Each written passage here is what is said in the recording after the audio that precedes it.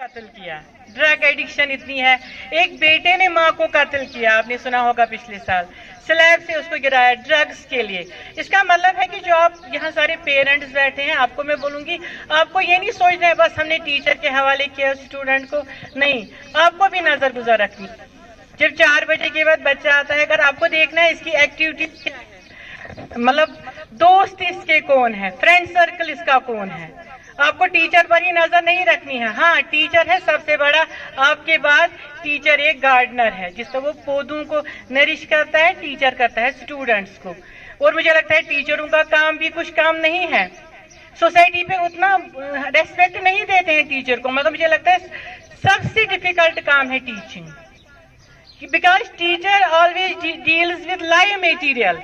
छोटे छोटे बच्चे हमारे सामने हैं, ये लाइव मटेरियल है, इनके साथ हमें काम करना है। अगर कोई पेंटर है वो डेड मटेरियल के साथ काम करता है, कारपेंटर करता है डेड मटेरियल के साथ, कोई पेंटर होगा डेड मटेरियल, मगर हमारे सामने बच्चे लाइव हैं, इनके साथ हमें डील करना है। और टीचर का कोई सोचता ही नहीं, टीचर को भी बहुत मेंटल प्रॉब्लम हो सकती है, फिजिकल, मगर उसको हर वक्त मुस्कुराते हुए बच्चों के सामने आना है, उनको पढ़ाना है, उसको कोई एक्सक्यूज नहीं करना है। इसीलिए पेरेंट को हमेशा रेस्पेक्ट करना चाहिए अपने जो उनके बच्चों के टीचर्स हैं, और टीचर्स को भी चाहिए अच्छा रैपो डेवलप करे पेरेंट्स के साथ। उनको आप हर वक्त फोन कर सकते हो टीचर को, क्या हमारे बच्चे आते हैं, क्या किसी सब्जेक्ट में ही वीक है।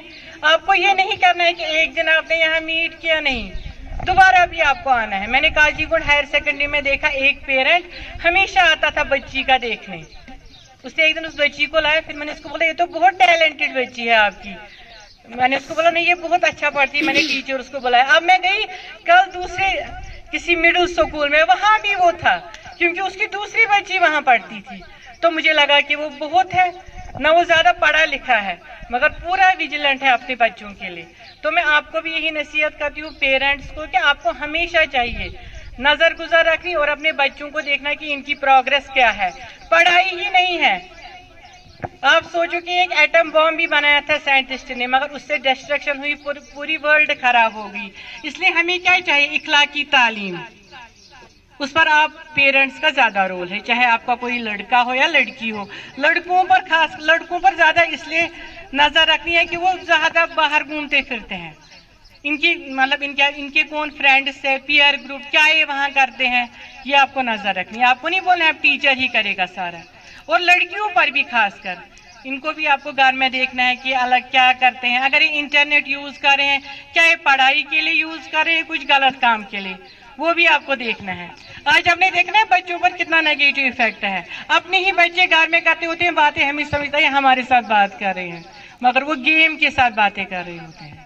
एक टाइम ऐसा पूछेगा वो किसी की बात ही नहीं सुनेंगे, इतना इसका हो गया। अब इसको हम बोलते हैं ना नेसेसरी इविल। टेक्नोलॉजी से फायदा भी आया, यूट्यूब लेक्चर्स को हम निकाल भी नहीं सकते हैं, मगर साथ साथ हमें देखना है बच्चे पर नजर भी रखनी है, क्या ये अपने सेंसेस में है, क्या ये इंसान ही है या ये पागल हो गया है। ऐसे भी बहुत सारे पेरेंट्स बोलते हैं हमारे बच्चे सुनते ही नहीं है, पागलपन में है, वो मोबाइल का सुनते हैं, पेरेंट्स का सुनते ही नहीं है। इसी तरह आपको हमेशा स्कूल आना चाहिए, स्कूल में आपको देख रेख करनी चाहिए और देखना चाहिए होमवर्क किसने किया, टीचर को बोलना इसकी प्रोग्रेस क्या, और आपको सीधे समझ आएगा कि बच्चा ड्रग्स में है या मेंटल टेंशन में है उसकी हरकतें देखकर। अब तो उसके माँ बाप हो, बच्चा अलग बैठेगा, बात नहीं करेगा, छुपाएगा, मगर आपको ये देखना है कोई मेंटल इलनेस तो नहीं इसमें है, और डॉक्टर को दिखाना है, क्योंकि यहाँ डर जाते हैं सारे। अगर किसी को लेंगे ना डॉक्टर के पास, कोई डिप्रेशन होगा, इसको बोलेंगे ये पागल है, वो नहीं है, उसको वहाँ काउंसलिंग भी होगी बच्चों को। तो इसी के साथ हमें 2-3 स्कूल को और भी जाना है। Thank you.